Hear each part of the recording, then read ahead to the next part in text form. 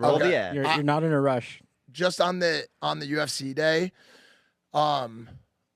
that was a weird day, and obviously you mentioned why, and that was just a crazy weekend to begin with, and we had been in Utah the day before. We did a show with Santino, and it was supposed to be Bobby Lee. Bobby Lee had plane problems, so he didn't come to the show. He didn't make it to the show, so we did the show just with Cheeto. And also that night, we go to this party, and the host of the party is fucking forcing Logan to get in a helicopter. And Logan's like, dude, I don't do these things. I don't go in the helicopters anymore. I don't trust him. This is the day before. He's like, I don't go in the helicopters anymore. And the dude's like, dude, don't be a pussy. Just fucking come in the helicopter. Yeah. So Logan goes up in the helicopter, just him and the guy. Like, it's not like a pilot or a twin engine or a twin pilot. Just to like mess around at this party. And it was like a content thing or whatever in Salt Lake. Yeah. Flies around. Utah, flies around the party for a little while, comes back. We have not a lot of sleep. We had done the show. We did whatever, and we had to wake up early to fly to DC. And we're on the plane to DC, and Logan's sitting to my left in his seat, and somebody's sitting across from me. We're like sitting in a 4-pack on the plane, and I see the news, and I don't know how to like approach it. Like he's shooting something. I think he's doing a pack opening for Rip It or for Pokemon or whatever. And I see it, and at first I'm like, dude, is this Oliver being Oliver? Like, is he doing this? Is he pranking us, whatever? And I go through all the things, and then I see CNN Brazil. And then I see this thing, and I see that thing. So I take my headphones out, and I look at Logan, and I go, hey, I got to tell you something, you know, and I tell him. And I've known Logan for, like 10 years now. The dude is, you know, at sometimes can be a little robotic. Yeah. And I never know what his reaction's going to be. He's usually fully locked in. I've never seen him break down like that before in my life. Like actually just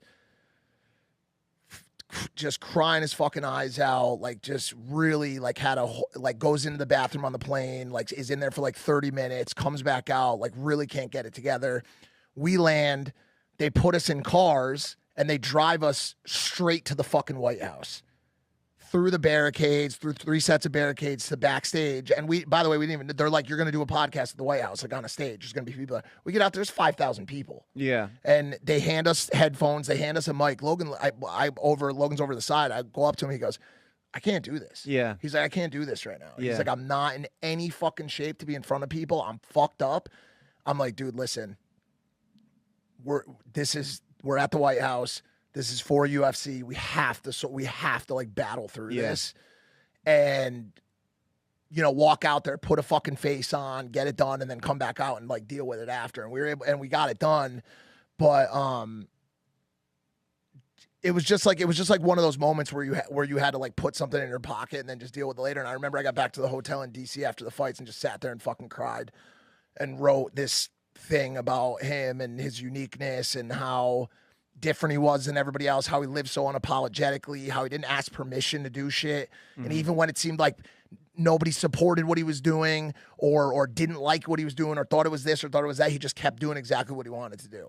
And that was exactly how I wish that I could live. I was envious of how courageous and confident he was in his craft. And that was just a tough day for everybody. Well, I mean, yeah, I get how it is. Everybody wants to call Logan a sociopath and all that shit, but really, at the end of the day, we all are, because you have to manage your emotions in a certain way to do this type of thing, like get on camera, especially just live stream some shit and talk about grieving whenever you're going to nitpick everything you say and pick it apart and look for things like, oh, he's insensitive, he has no empathy, look, he fucking said that he's being fake or whatever. I tweeted something about not wanting to get in helicopters. Yeah. And I got smoked for it. Like, what does that have to do with you? I'm like, bro, that's just what I felt. Like, I'm sorry. Yeah, I feel a certain way because all these things, like Oliver foreshadowed so much. He would talk about such crazy shit in these videos, and everybody's clipping things. Like, we were one of his probably like last podcasts he's ever done here in this studio, so it's crazy to even be back in here. I know that I said I didn't want to make this the Oliver tribute episode because we're live and we're not with everybody, like Brittany and everybody that we were going to do this with. But, like... Fuck, dude, I didn't want to get too much into this. But yeah, like seeing all the clips and seeing like